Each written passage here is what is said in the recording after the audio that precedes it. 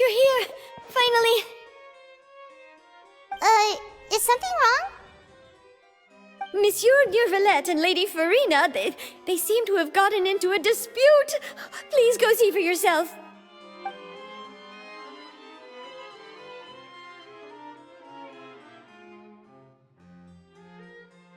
Like I said, I've already explained everything.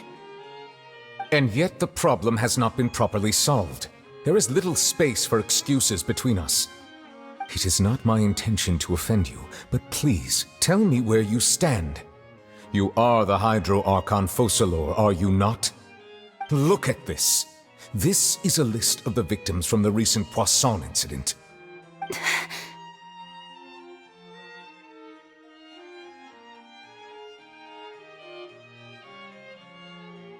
You mean...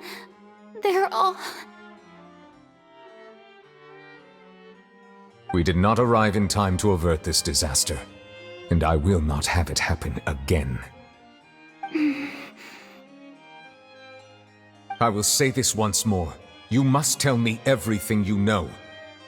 Yesterday, I found 3 stone slates in some ancient ruins near Poisson. Do you know anything about those? Seriously?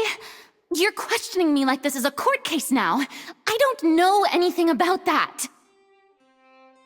But you found them in some ancient ruins, you say? That's correct, which is why I came to ask you some questions. There should have been 4 slates, but one of them was missing. The other 3 featured different images that seemed to correlate to the prophecy. The prophecy? The second of these slates depicts the previous Hydro Archon Egeria kneeling before a floating island in the sky, as if confessing something. Do you know nothing of this either? I don't. I've never seen such slates.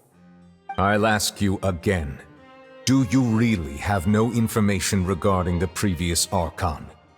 My deciphering of the slates indicates that the Hydro Archon Egeria once had to confess to, or apologize for, a certain sin.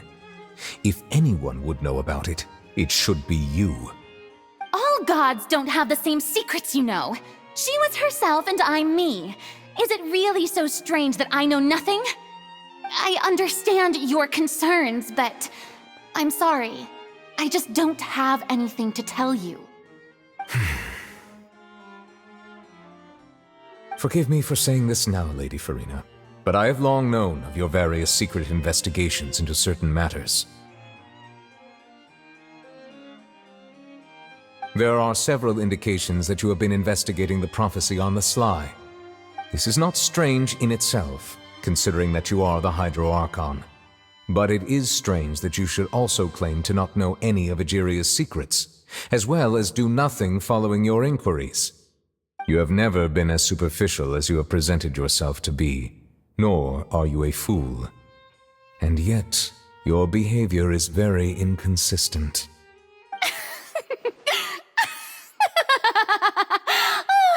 So you've been watching me all this time, have you? I didn't think you were that type. You...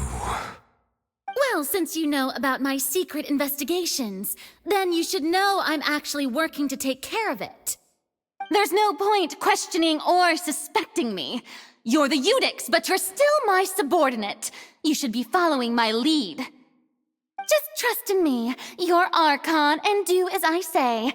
Never mind whether you can truly convince yourself to or not. It'll all turn out fine.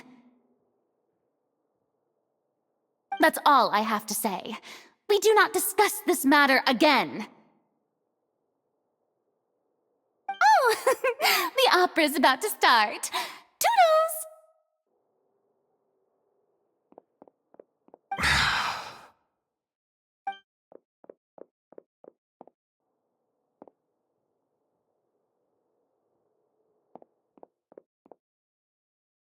Did Farina not notice us standing by the door?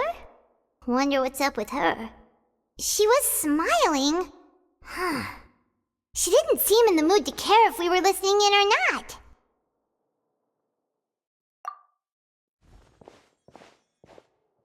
I assume you've been outside for a while now? Oh, you noticed. Seems Farina didn't even realize we were here. She was in a great panic, though I cannot discern the reason. Our discussion reached impasses time and again, a state of affairs that we cannot allow to continue. Still, I do not understand. Dialogue is the basis for understanding, so why did she keep refusing to engage?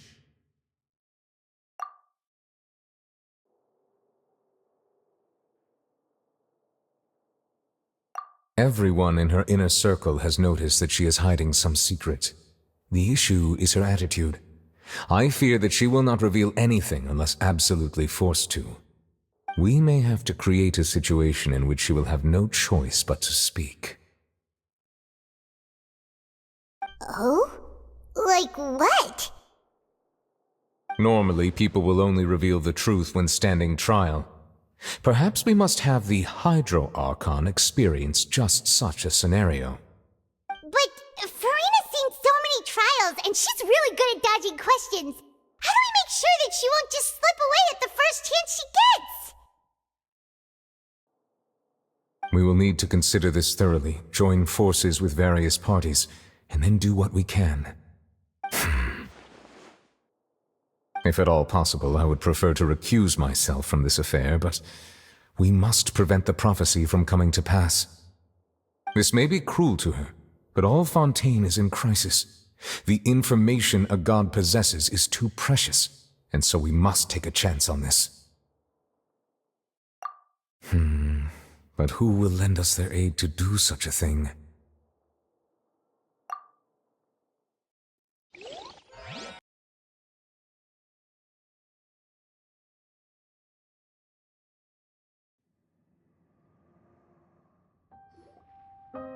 Well, that's everyone, huh? Speaking of which, it was pretty smart of you to think of hiding here. Poisson was just involved in a disaster, so it's presently devoid of people. That naturally makes it the best choice. And here you are drinking tea like it's the most natural thing in the world, huh? That's what families should do. Sit and enjoy a leisurely time together. It's nice to enjoy tea here, you know? Care for a cup? Lend me your ears, everyone. Or perhaps one of you might like to start us off. How about you, friend? Me? No, I don't think I can. Then, how about you, good sir? I fear that I will cause the mood on this boat to become as somber as it is in court. Well then, I guess we're lucky we've got a local like me to organize things. Wonderful, the spotlight at last. I guess I'll be facilitating things from here. That was a little long-winded, don't you think? Oh, you might be right. Anyway, to cut to the chase, our friend here, the Traveler, has brought us together to discuss something. As for what that is, well, let's start by saying that we'll be pooling our efforts together to create a series of traps. Oh, how intriguing. Well, it's just an expression, really. One that I just learned from Chlorand, and used on the spot. So, let's invite her to explain in detail. A round of applause, please.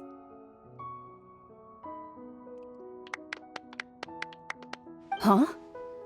Didn't you say that you would be facilitating this? Oh, come now. Your work doesn't involve much public speaking, right? This is a good chance to practice. You might even pick up some fancy oratory tricks to impress your boss with in the future. I see. And what does my boss say? He is glad that you consider him your boss. Do go on.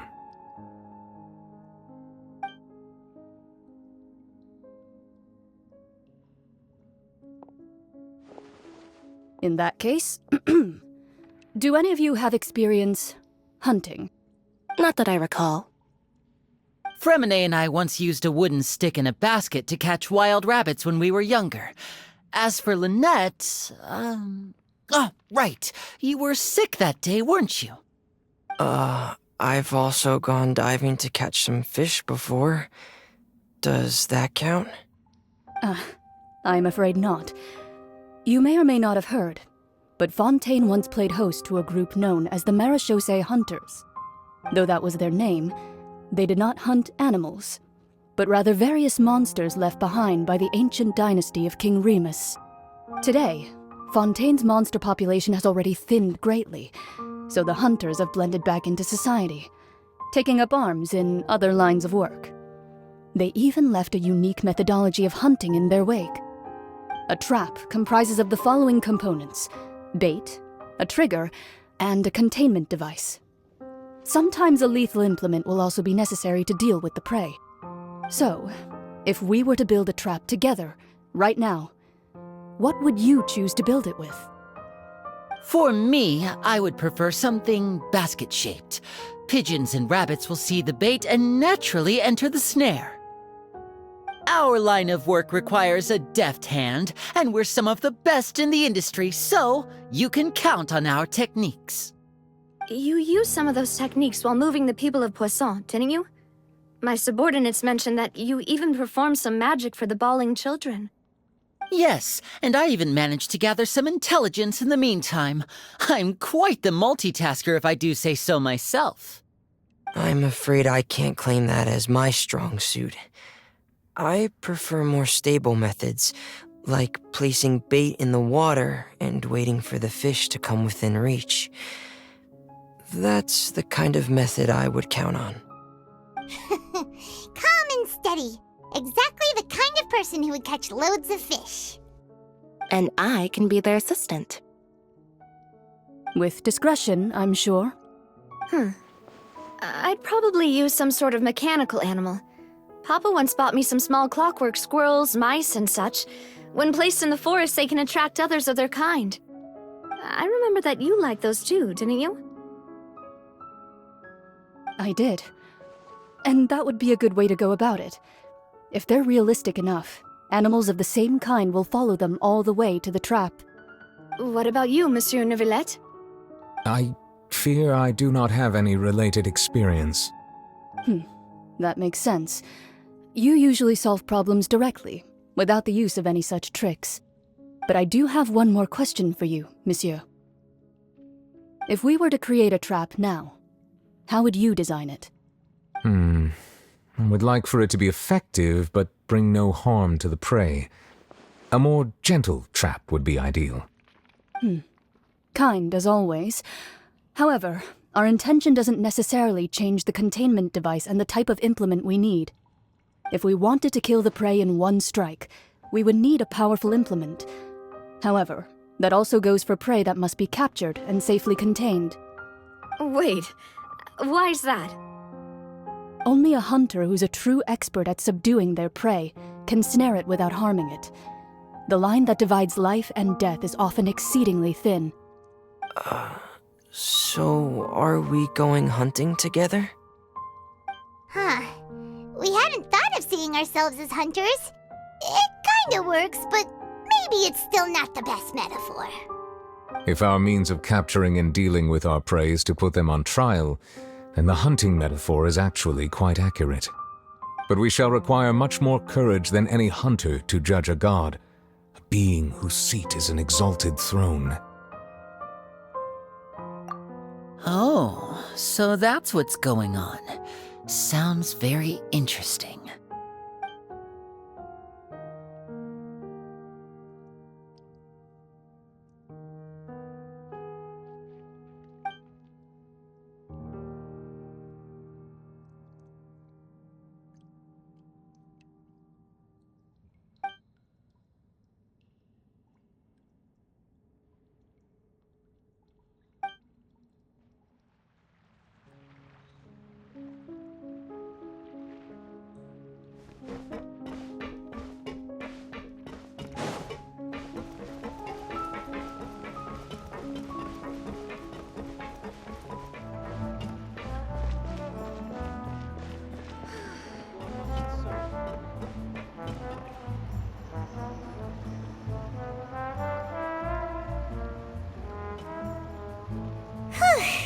It's been a tough few days, hasn't it? So much has been happening. Paimon Paimon didn't think the meetings would go on for so long, but everyone seemed pretty fired up, huh? Paimon thought they'd be at least a little frightened. Well, Fremine was, now that Paimon thinks about it, but everyone else just looked a little surprised. Well... It's hard to say. Paimon doesn't have any experience with this sort of thing. But with you around, Paimon sure will do great. After all, you're the most reliable person in the world, aren't you? Huh?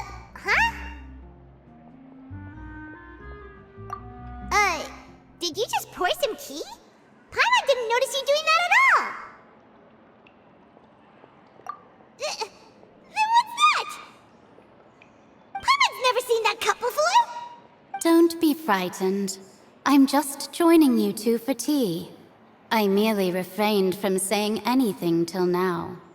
Who's that voice? But there's no one here. Ah, have you forgotten me already? Wait, you are familiar.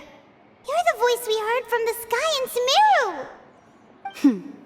The voice from the sky, I fear that description is wrong.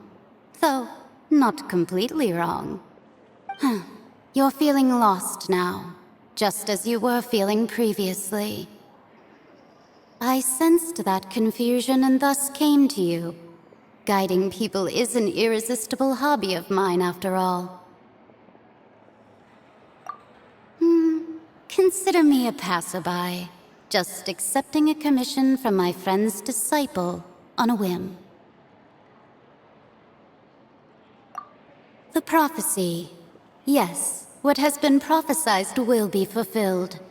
You may view such things as the history of the future.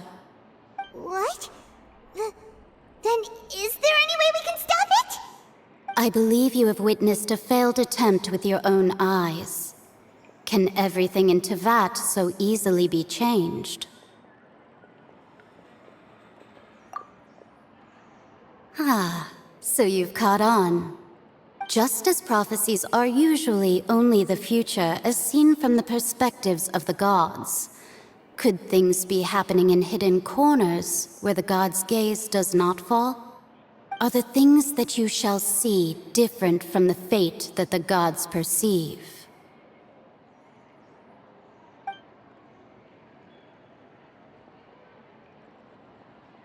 What is she talking about?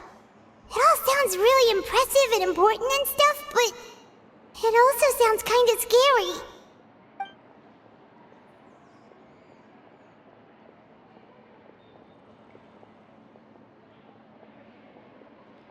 I believe that you understand, right? Some things are insignificant, but others you must reach out to change. Ultimately, fate shall serve as your only guide, no matter what will happen in Tevat's future. All you need to do is to play your part. This was good tea, by the way. Thank you for your hospitality. Well, that'll be all for today. The voice. It's gone.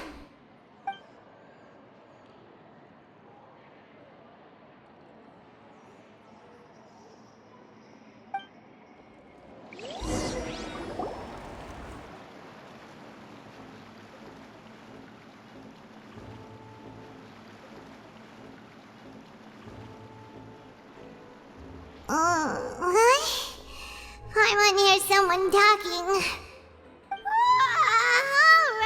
Alright, coming! Hey, it's you who's getting lazy, okay? Well, I see I've walked in on some lively banter. Luna! Fine, just fine. I went to take part in that Steambird panel. It turned out to be more interesting than I expected. Not all Fontainians are pessimistic about this. One journalist mentioned that sitting around and waiting for the end to come would be wrong, and that they should make their own rescue preparations. I agreed, so we had a brief chat with her. Did she have pink hair by any chance? Why, yes, it was Charlotte. I assume you've heard of her, no? That daredevil journalist? I'm in full support of her view. Prophecies are very important, but how can people allow their lives to be commandeered by just a few words? That's right! Paimon's glad to hear something sensible for once. Ah, yes. About what we had discussed before. I did try, but I'm afraid I couldn't reach the old hag. I'll try again tonight, but I wouldn't get your hopes up. Huh?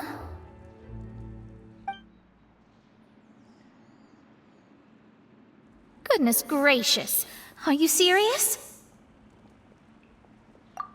She said that even the god's gaze has blind spots. Pretty bold if you ask Paimon.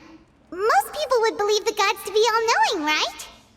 The Hexen Circle members are certainly anything but ordinary.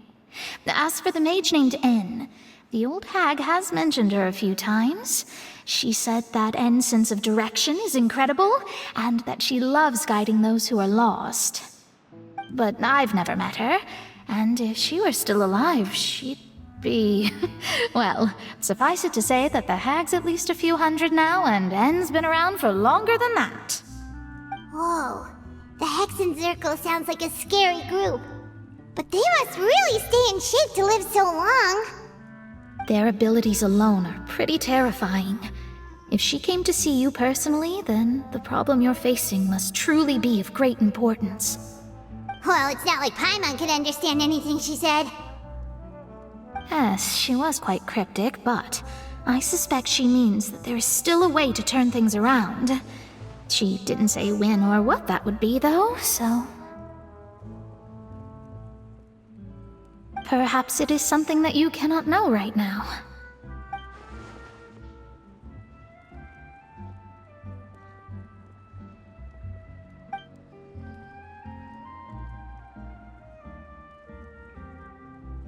Traveler, Paimon, are you two all right? Oh, we're fine. We're just a little down right now. It kind of feels like the end is coming, you know? I see. I feel that same sense of desperation, too. I guess you could consider me someone who has often witnessed fate. So far as I have seen, it cannot be swayed. But even so, I still hope for, and believe in, miracles. Astrology is eternal and rational, but fate may not be. It is cruel, but it can also be beautiful. Perhaps that's what N was trying to tell you. Not to lose heart, and to believe that what you are seeing playing out before you is not yet set in stone. I did originally think of steering clear of all this, but I couldn't. Even if this is all futile, I still wish to help everyone. If we don't struggle to the last, then how can we face the end when it comes? Huh. You do have a point. There I go, talking about astrological principles again. Sorry about that. The moment I start talking about work-related stuff... I need to get going. It was worth trying to comfort you, even if only a little. I believe that you'll help those who are struggling in the same way I did. I suppose that might be why we always seem to meet by coincidence.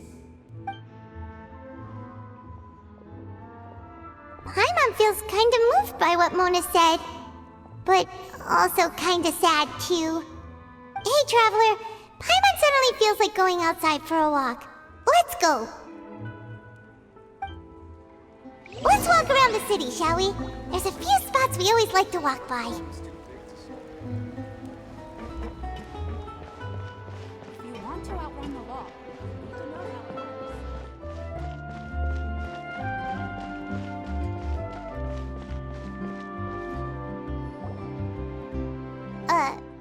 Huh? Our names are written in this newspaper. What's going on? Let Paimon see!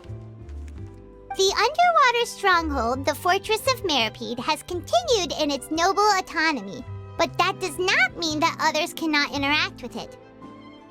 My recent attempts to enter the fortress bore little fruit. Huh. Guess Charlotte still hasn't given up on that. Thus, Thus, did an Outlander friend become the focus of this report. A blonde adventurer with their white fairy, legends trailing in their wake.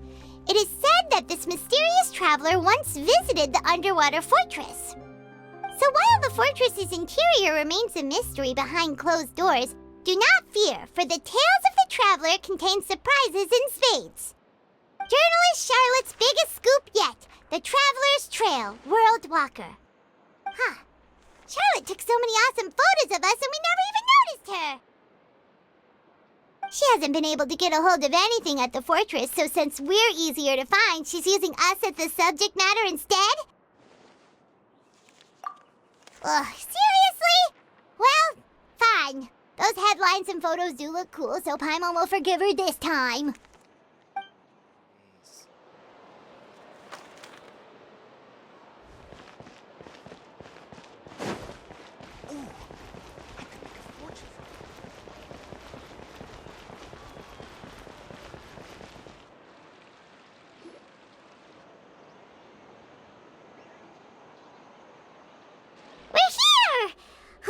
Paimon's hungry. Should we go in and get something to eat?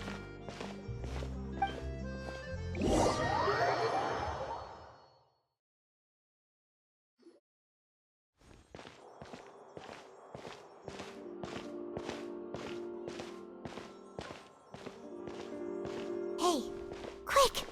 Look! That's the limited edition, only 16 slices a day cake! It was so delicious the last time we tried it, despite the tense situation we were in. Let's give it another go. Paimon's sure it'll be great. One slice of cake, please. Someone showed up after all. Oh, wait, you're the one from the Palais Mermonia. Oh, are you here to buy cake too? It seems Monsieur Nervalette was right. You really can eat. Wait, did he really say something like that? That's right. Even he has his own preferences when it comes to food. As for me, I love the cake and coffee here. Do you come here often? Usually every day. Every day? It's part of my daily schedule, apart from work. I shall have my cake and coffee. Then what if someone told you one day that this place would be closing soon, and you wouldn't get to eat cake here anymore? What would you think? But why would it close? Well, Paimon doesn't know either, but maybe the waters will rise tomorrow. You know, like in the prophecy. Oh, the prophecy. To be honest, I haven't paid much attention to that. No, still, even if there'd be no more cake tomorrow, that wouldn't keep me from having some today. No, it's the same for eating in general. You might not be able to eat tomorrow, but if you can do so today, then you should carry on. That's what people call living, you know. Huh. Don't be sad. Excuse me, could I have 2 more slices of cake to go? These 2 slices are for you. Sijuin said that this kind of expression you're making is what humans call being sad. Oh, you know Sijuin? I sure do. She was born before me, and she sometimes comes to the surface to teach us things about humans. She said that humans are creatures that are saddened easily, yes, and you can only lift their spirits by feeding them delicious food. So please try the cakes here. I've got something else to do, so I'll be going now. You two try to stay in a good mood after eating, all right? Bye.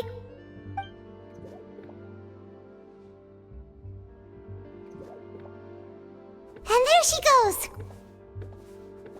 Alright, let's dig in. Paimon's sure this cake will be delicious.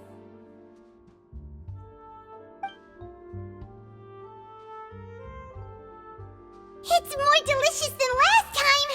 And the flavor gets even better with a sip of tea. It sure would be nice if we could come again tomorrow. Sure would be nice if we could always eat delicious food here.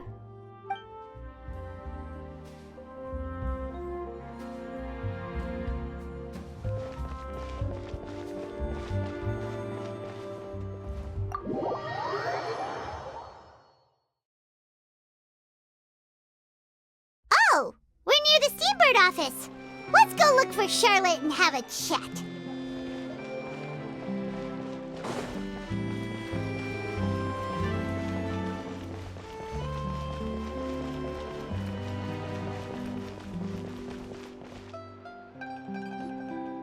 Wow! If it isn't the Traveler and Paimon! Oh, have you seen the article I wrote about you? Ha! You've got some nerve! You just used us to make some quick mora! Oh, you needn't worry about that. I heard that you were in Poisson some time back, so I sent you a letter to discuss just that. It appears you didn't receive it, though. It's all right, though. I've set aside the amount intended for you. I've even set the table with some food. Really? Oh, you're the best! You're almost a little too easy to win over, Paimon. If I were a journalist with ulterior motives, you'd be in trouble now, you know. Oh, Paimon knows you're not like that. Still, what brings you here all of a sudden? Were you looking for me? A friend of ours met you a while back, and when she mentioned it, we thought of coming to see you. Her name's Mona. Ah, so you know Miss Mona as well. She's a guest columnist for our paper. Really good one, too. She's so young and already such a brilliant astrologist. So she mentioned me? What did she say? She said that you're a real daredevil of a journalist. Nice. In which case, can this daredevil journalist dare to request an exclusive interview with the legendary Traveler and Paimon? Huh? So your article in the paper today doesn't count? Oh, of course it doesn't. That was more like live photography. What I'd like to do is dive deeper and ask you to talk about the things you've seen and experienced. Yeah, are we even qualified enough? Why not? If I say you're worth an interview, then you're worth it. But not right now, of course. I'll need a few days to prepare. Oh, in that case, we'll just chat when you have the time then? Oh, so that's a yes? Ooh, splendid! I'll tell the editor-in-chief immediately. I'll have to apply for lighting, a venue, some props, and... Whew, so much to get done now. Talk to you later. Wait, Charlotte, Paimon's still got a question for you. And what's that? If, just for example, Fontaine were to be flooded tomorrow, what would you do today? Huh, that's the prophecy you're talking about, isn't it? I mean, I do hear about it often, but I've never once thought that the day could be tomorrow. If you're seriously asking, then I might try and think of a way to leave Fontaine. Oh, but I'm still a journalist first and foremost. That means I have a duty to be reporting from the scene. And secondly, I wouldn't forsake my homeland that easily. From what I've seen, most people don't know what they'd do should the worst come to pass.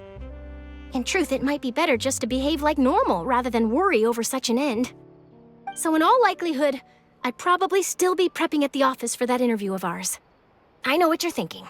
That sounds a bit sad, but I've always believed that it's best to do what you enjoy. Just think about it. If this nation really were to be suddenly destroyed tomorrow, but I still successfully finish an exclusive interview with a truly unique person, then the story I would wind up writing would truly be timeless. And then do you know what I'd do? Well, I'd write that story, send it for printing, and use messenger pigeons to get copies out to the various nations as soon as possible. I'm not a dreamer, nor am I a workaholic, but I do love my job, and I'd be proud of leaving such an article behind. I guess you could say that I was born to be a journalist. But anyway, that's my answer. And on that note, I'll get back to my preparations. That's so nice. All of a sudden, Paimon actually kinda envies her. Anyway, let's go and take a look at the sea, shall we?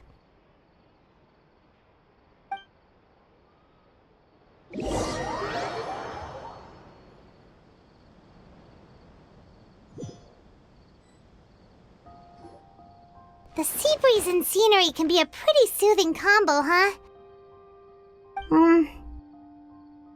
Paimon's been thinking. If it wasn't Fontaine, but all of Tevat that would be destroyed tomorrow, Where would we go and what would we do? No, Paimon should ask, if you could choose, what would you like to do?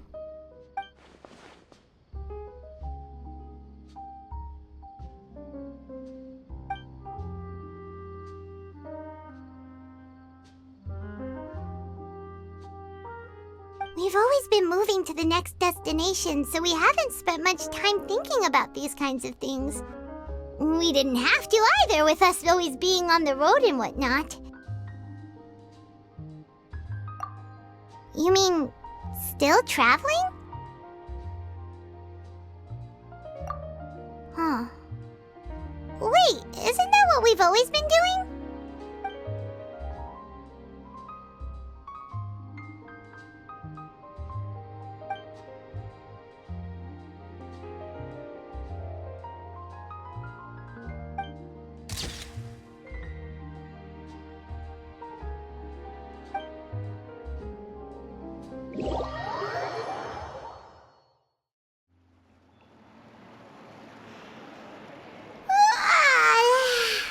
Feels like you'll grow mold if you stay here long enough.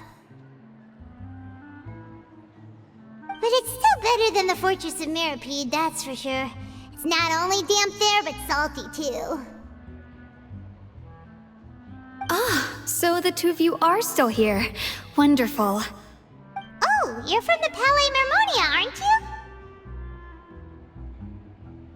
you? Yes, I'm Isadora. Monsieur Nervillet sent me to look for you two before. I heard that afterward you went to the Fortress of Meropide. Not at all. I'm well aware that you're friends of his. Actually, I'm here to pass along a message from him. Yes, inside the Opera House. The Maréchaussée Phantom has declared the incident a small-scale riot. A riot?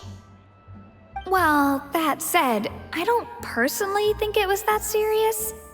Lady Farina was watching a performance at the Opera House, and while she was resting during an intermission, some other audience members suddenly started harassing her, loudly accusing her of doing nothing about the prophecy crisis.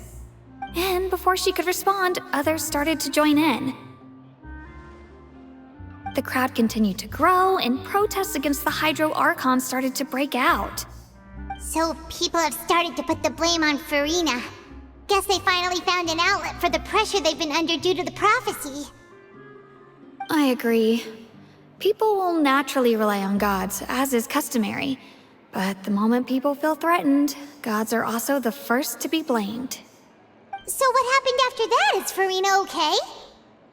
Seeing that the situation was spiraling out of control and that further argument was pointless, she claimed that she'd gotten tired of this and left in a hurry.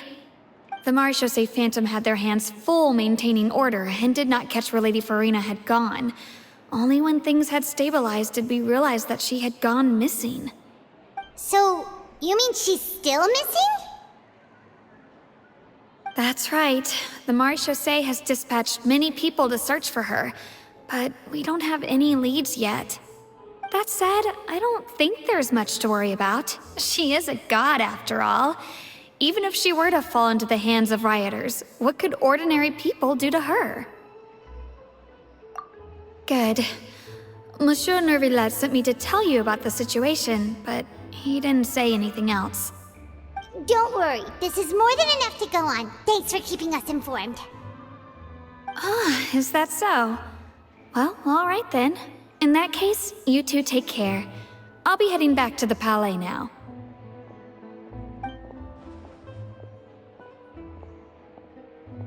Well, sounds like we should hurry over to Poisson then.